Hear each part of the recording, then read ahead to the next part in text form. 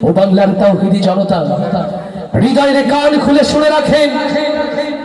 মিথ্যা মামলায় দীর্ঘদিন কারাগারের অন্ধকার প্রকোষ্ঠে যারা আল্লামা সাঈদীকে আটকে রেখে জুডিশিয়াল ক্লিনের মধ্য দিয়ে আল্লামা সাঈদীকে শহীদ করেছে, আজ হোক কাল হোক এই বাংলার মাটিতেই তাদের বিচার হবে ইনশাআল্লাহ। প্রিয় ভাইরা, লাঠিরা ভালোবাসা নিয়ে দাঁড়িয়ে আছে। যেরকম ভাই এক কলি হলেন এই মানুষটার সম্পর্কে আমরা গান গাই, শুনতে চাই। সাঈদী সাহেবকে ভালোবাসেন? আস্তে করে বলেন, ভালোবাসেন? আল্লামা সাঈদী রাহিমাহুল্লাহ, তাকে নিয়ে গান গাওয়া যায় না, তাকে নিয়ে গান লেখা যায় না।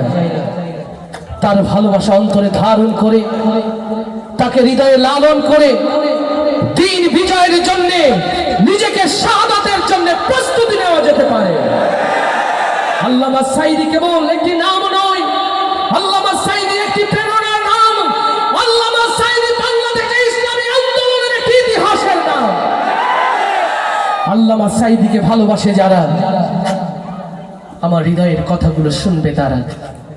এ কোনো গান নয়, শুধুমাত্র তাকে নিয়ে আমার ছোট্ট অভিব্যক্তি।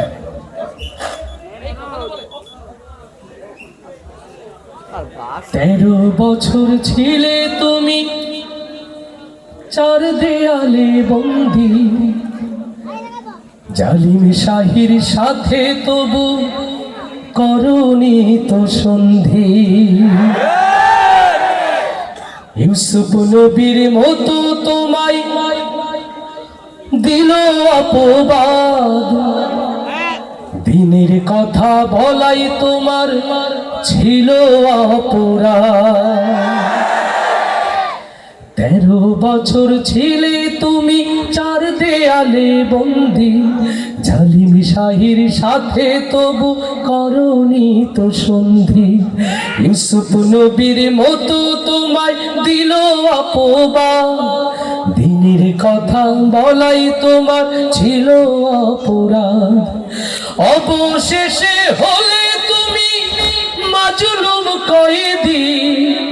আল্লামা সাঈদী তুমি, আল্লামা সাঈদী, আল্লামা সাঈদী তুমি, আল্লামা সাঈদী, আল্লামা সাঈদী তুমি, আল্লামা সাঈদী। ও বাংলার তাওহীদি জনতা, হৃদয়ের কান খুলে শুনে রাখেন। মিথ্যা মামলায় দীর্ঘদিন কারাগারের অন্ধকার প্রকোষ্ঠে যারা আল্লামা সাঈদীকে আটকে রেখে জুডিশিয়াল ক্লিনের মধ্য দিয়ে আল্লামা সাঈদীকে শহীদ করেছে, আজ হোক কাল হোক এই বাংলার মাটিতেই তাদের বিচার হবে ইনশাআল্লাহ। হৃদয়ের কান খুলে শুনে রাখেন, সেই ট্রাইব্যুনাল আজও আছে, সেই আদালত আজও আছে।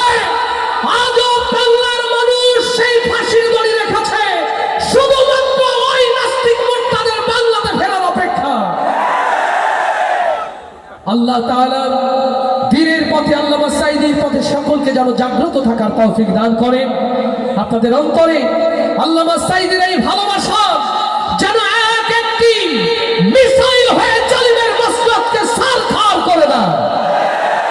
হৃদয় খুলে শুনে রাখেন মুসলমান, আজ বাংলাদেশ দ্বিধা বিভক্ত। একটা হয়েছে দ্বীন ইসলামের দল, আর একটা হয়েছে শয়তানের দল। অতএব এখনই সিদ্ধান্ত নেওয়ার সময়, আমরা কি শয়তানের দলে যাব নাকি দ্বীন ইসলামের দলে থাকবো, সিদ্ধান্ত নিতে হবে মুসলমান। এই জমিনে ইসলাম থাকবে কি থাকবে না, এই জমিনে মুসলমানের তাজিব তামাদ্দুন থাকবে কি থাকবে না, আগামীতে সেই সিদ্ধান্ত বাস্তবায়নের জন্য যদি মাথায় কাপড়ের কাপড় বেঁধে রাজপথে রাখতে হয়, অবেলাপুরের মুসলমান তার জন্য প্রস্তুত আছেন। কারা কারা তাকবীর ধরে নিয়ে